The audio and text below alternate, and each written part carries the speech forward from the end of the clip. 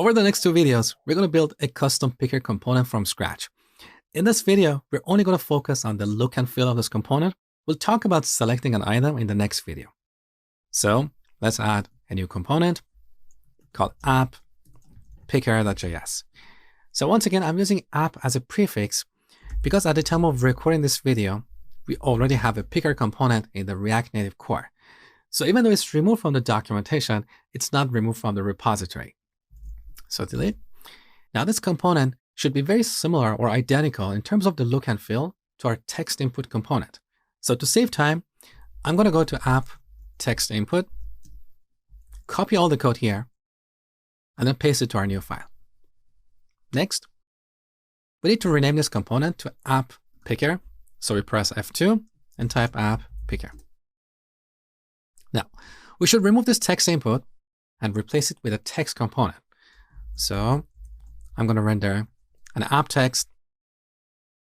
Once again, VS Code didn't import this, so let's import it on the top. It's a bit painful, I know. We import app text from the current folder. Okay. Now, what should we render here? We should render either the selected value or a placeholder. For now, we're just going to render a placeholder, and we're going to get this as a prop. So let's add a new prop, placeholder. Now let's test our implementation up to this point. So we're going to go to app.js and put a text input next to a picker to make sure they look identical. So save the changes. We go to app.js. Let's import app picker. I'm going to give it a placeholder, let's say category. Right after that, I'm going to add an app text input. Auto import didn't work, so let's import this manually. Okay. Let's set the placeholder to email. Okay. Here's what we get. They look pretty good to me. Let's give them an icon. So I'm going to set the icon of the app picker to apps and the icon of text input to email. That look pretty good. Now for this picker component, we need to add a chevron to the right side. So we should make the text component grow and take all the available free space. How do we do that? Using the flex property. So back to app picker. Let's copy these few lines to add a chevron icon. So we add that right after our text component.